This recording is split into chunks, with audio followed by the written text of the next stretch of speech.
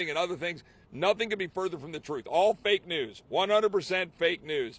This bill, the only thing it would do is prevent illegal aliens and people who are non-citizens from voting in American elections. We've got to restore the integrity of our elections, simply be able to take a ID to elections to be able to vote. This is common sense. You got to use a voter ID to go into sporting events, for crying out loud, these days, and other stuff. So, look, this is common sense. President Trump talks about restoring common sense. Having integrity in our elections is common sense. That way we can trust them. We can believe in them. We can believe in our country. We can believe in the Constitution and the rule of law. More importantly, the people who want to change their community, the people who want to run for elections, they can know that if they do that hard work and they get the votes out there, it'll be trusted rather than corrupt individuals that are denying people the ability to go win elections. And that's why these people are here. That's why they came here from Michigan. I say it's cold. You guys are like, this is balmy. This is warm, right? But look, God bless you all. Thank you. Thank you, Marlon, for your work. God bless you. Thank you, Joel. Thank you, Congressman Roy. And, as we all know, that we are unique creations by God. We each have a voice, but we also have a vote, and we need to make sure that that vote is protected for those who are legally have the right to vote, and making sure that no one on any political side of the aisle would ever take advantage of our political process, and make sure that we respect every person's right to vote. And so with that, I want to introduce a colleague from Oklahoma, Josh Bresnahan, great friend, and thank you for being here, Josh. I'm going to have to help Marlon. My last name is horrible. It's Burkeen. Burkeen. Yeah, you're good. You're good. Look, I am so grateful to Chip Roy, his leadership on this. There is misinformation that you need to know, every American needs to know. In 1993, we had a change of law called the Motor Voter Act. And what happened under Bill Clinton is he started directing welfare agencies to deviate from their mission to start enrolling people to vote. What they also did was they put information, instructions, as addressed by Congress, that you found by 2013 in Arizona versus the United States, they cited that 1993 change of law as the reason why we should only have people assert that they're U.S. citizens, not show proof that you're that you are a United States citizen. That's what we're talking about. And when North Carolina and Virginia are finding 1,400 people on their rolls that are not citizens of the United States, think about just for a moment, if a 13-year-old walks in your state into a convenience store and wants to purchase whiskey, and he looks at them and says, I assert, I contend, I am 21. And the person behind the counter says, okay, then prove it. And you had a state law that said that you couldn't prove it. That's what Chip Roy's legislation does. We are going to ensure that we prove it. Last point. America is an outlier on this. Look at 47 countries in Europe. 46 of them require identification proof before you can vote. Wow. Bernie Sanders calls Sweden a bastion of example. Well, if they're the example, then we're the outlier when it comes to allowing illegals to be able to vote. This is common sense. This is to be a country of we the people, a republic where people who are a part of this government legally entered, we the people, not we of the illegals. And so I highly encourage this momentum not to be stifled. And thank you to all of you behind us that are trying to bring this to the forefront. Now is the time to act. And Donald Trump is bringing bold decisions, and we need to keep our foot on the gas on this issue. All right. Thank you. Thank you, Congressman Burkeen. I should have known better. I'm going to plead a freshman mistake, even though I really can't. But thank you. I appreciate you being here and your thoughts as well. Now, Cleta Mitchell has been a longtime friend of mine, but our families and many other folks who want to make sure that our elections are fair and honest and transparent. And so we are so happy to have you here. Thank you for being here and paying attention to this particular issue. Well, I want to thank Representative Stutzman and his staff and Christy Stutzman for their work in putting this together. I met Lorenzo Sewell, Pastor Sewell, a week ago, and he showed me and told me about the problems in Detroit, yes, where there are people registered to vote and voting in other people's names. I founded the Election Integrity Network after 2020, when I was one of President Trump's volunteer lawyers in Georgia, and I saw what had happened in Georgia. And guess what we heard over and over again in Georgia during the post-election 2020? People calling in saying that when they went to vote, they were told, "Oh, Mrs. Smith, you've already voted." I thought that just happened in Georgia. And then as I got involved with people all over the country, I found out, no, it didn't happen just in Georgia. It happened in state after state after state. And what Pastor Sewell and Ramon Jackson are going to tell you about today is how the people standing behind me and many, many more in Detroit are having votes stolen from their communities.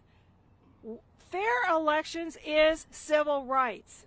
And what they're going to talk to you about in Detroit, we could easily stand here and I could tell you that what they're going to tell you is true in every county and every city in this country. And you know why? Because of that federal law that the congressman talked about. The reason we need the SAVE Act is because that federal law is broken. Congress broke it. Congress needs to fix it. There are hundreds of thousands of people registered to vote in this country, probably millions, because it's 400,000 in my state of North Carolina, my adopted state. I'm originally from Oklahoma. But people who have no ID listed on their voter rolls, on their voter registrations. There was just a contest filed about a House race in Florida where no driver's license number, no last four of the Social Security number. These people could be complete phantoms, and in fact, I would argue that they are. And then they vote by mail, and there is no way to verify their identity or their citizenship or their residency. So I want to turn it over to the people from Detroit who can tell you the problems. But what I am telling you is our elections are broken.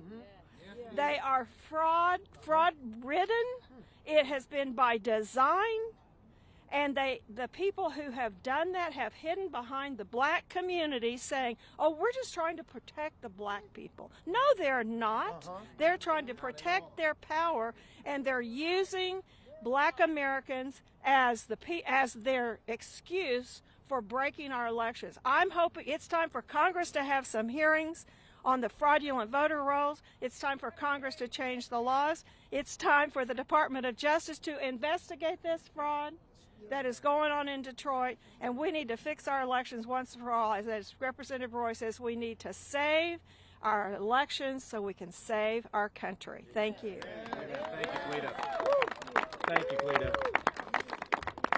So I was walking through Longworth hallway a couple of weeks ago, and I saw this guy. I was like, I think I know him. He was the guy that prayed at the convention in Milwaukee, and then he prayed at the inauguration, and I'm like, are you Pastor Sewell? And he was on the phone, and he's like, yes, I am. And I tell you what, Pastor Sewell, just as we started talking, I just felt this bond with you and just appreciate your love for the Lord, but also your love for America, your love for people, and the fact that you're here doing what you're doing and standing up for what's right and standing up for folks across the state and across the country. You're standing up for people across the country. And thank you for being here and willing to be a voice for truth. And I'm glad you're here, so please welcome Pastor Lorenzo Sewell. I'm so Holy Ghost happy to be here today. Can you imagine it? People all over Detroit here. Can you imagine we have Christians, we have Muslims, we have those that are from the east side of Detroit and the west side of Detroit. Why is that? Why would black Americans and white Americans, why would people who are Protestant Catholic, why would they come all the way down to Washington today? Why is it that I can hear the words of Dr. King that says that there is no one that should know the longing and the aspiration of the people more than the preacher? That the preacher should be like a type of Amos, that when the Lord speaks, who can but prophesy? I hear the words of Dr. King saying that the preacher should be like an Amos, that justice should roll like waters and righteousness like a mighty stream. Why would we come all the way down here to Detroit because the people of Detroit said, Pastor, we found a political murderer. We found a serial killer. They said, Pastor, we found this political murderer and serial killer that has dead bodies all over the graveyards and the ghettos of Detroit. And I said to my great people of the city of Detroit, who is this murderer? All these dead bodies of poverty, all these dead bodies of crime, all of the dead bodies in our city. I said to the people of Detroit, who's the murderer? And they said, Pastor, the murderer is election fraud. Can you imagine that?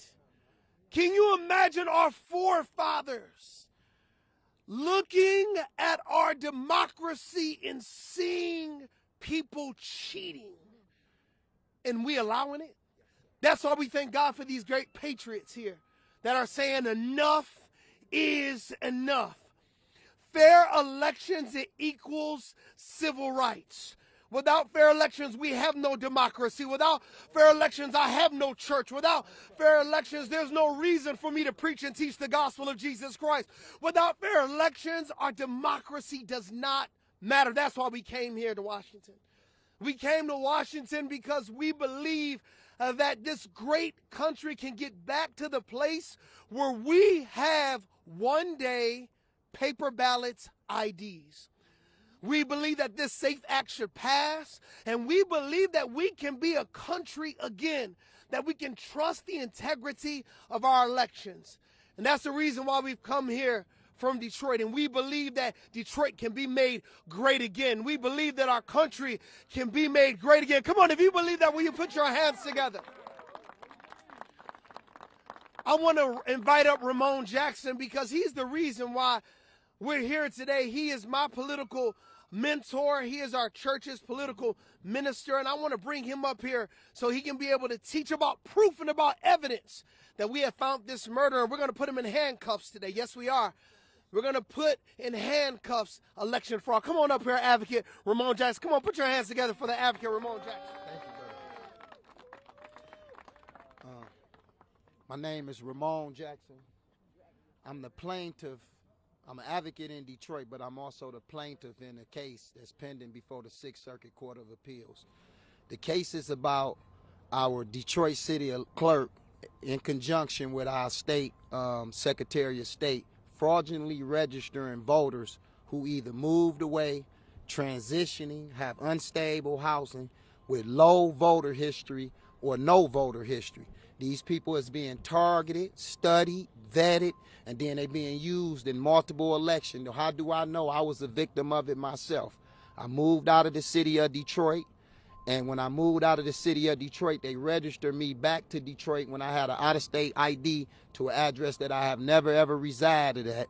They fabricated a faulty absentee ballot application in my name, and then once I looked further into the incident, I seen that it was multiple people in our city that this was being done with.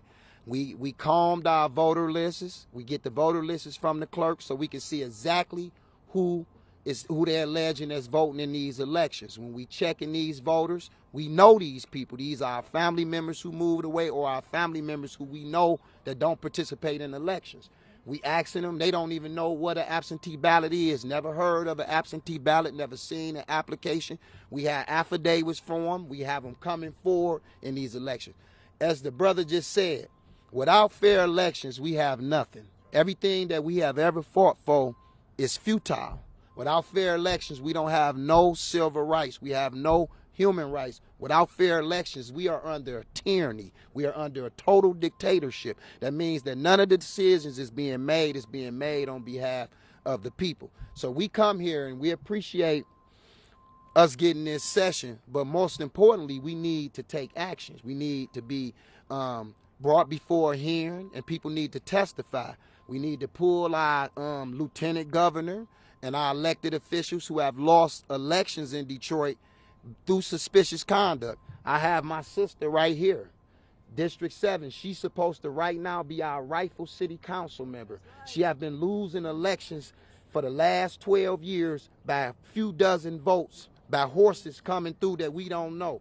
We have checked these voter lists, vetted them voter lists, and we have found and proved that it was people who voted for her opponent that never ever resided in the city of Detroit. So we here today with proof. This is not about a tabulating machine. I don't know nothing about how machines operate. I really don't know nothing about the computer. What I do know how to do is get a list, and I know how to look on that list, and I know how to go to my people in my community who I know don't vote, or when they tell me they don't vote, and that's how we discover election and fraud. And that is our proof. Our people from the city is our proof. That's all I have to say, and thank y'all for coming, inviting us here. Again, we have a case pending, and we waiting on the panel from the Sixth Circuit Court of Appeal to hear that case. I gave the case to everybody that's here. So right now, if we can pressure our Sixth Circuit courts to get us a legitimate, righteous panel to hear our case. I'm a black man, and I ain't gonna even hold you up. I'd rather have all Republicans on my panel. As a black man, I'd rather have all Republicans on my panel. When I look at the Sixth Circuit Court of Appeals as a black man, I look at who Democrats, and I hope none of them go on my case. Why do I say that? I say that because I have been unable to get a conversation with any Democrats about fair election. Look at this. We have no rep from Michigan here with us. We all come from Detroit, and we don't got one of our federal reps down here representing. We got Chip Roy from a whole nother state. This brother right here this is who coming down here to represent us. Another thing, last but not least, the false narrative that only whites think elections is being stolen, that's a fabrication, and this shows it. These black people, Democrats, Republicans, Muslims, Christians, and the like, and we all here from one cause. We need fair elections in Detroit. So that narrative about only white Republicans think elections is fair is debunked. She's a Democrat. She's been a Democrat. This is my sister. I voted for her, and I'm a Republican. I voted for her not because her party, because she's the best person for that job. So at the end of the day, this is why we here. I thank y'all for allowing us here, but let's make some action behind this mission. Thank y'all.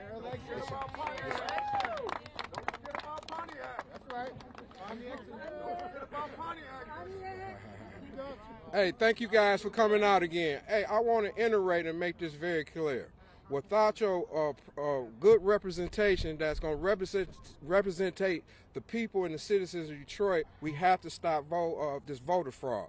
What we got going on in the city of Detroit, for some odd reason, our city council, who has been cheated in, they seem to tend to give hundreds of millions of dollars to already billionaires, and then the neighborhoods are poor, decapitated, murders and crime going on. You know why? Because people don't run their essential business.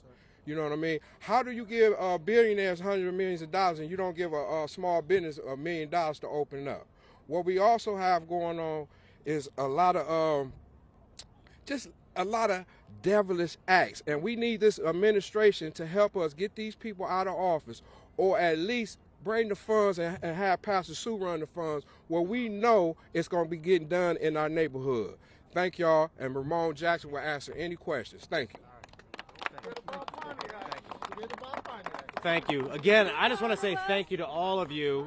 And, you know, that's what the beauty is about America, is that we can have differences, but one thing that we all agree on right here is that we all have to have our vote protected and make sure it's secure. So thank you again. Any questions from anybody? Well, thank you again for coming out. Thanks to the press for being here. Thank you, Pastor Sewell, for your leadership, and also Cleta, thank you for being here. Appreciate what you're doing, and we want to continue to fight for all of you. I'm from Indiana, so please adopt me in Michigan. And go Lions! All right, thanks again. God bless you all. Appreciate it. Thanks.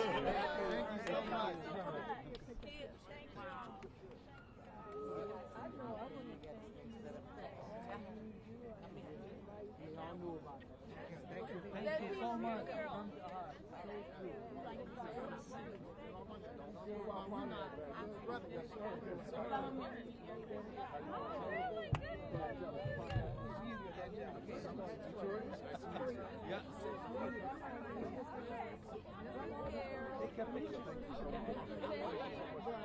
Got it?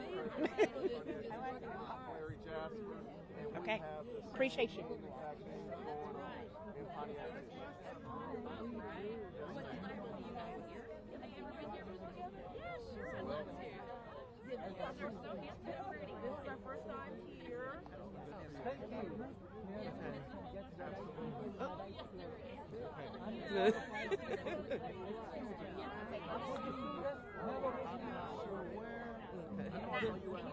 Me one, but which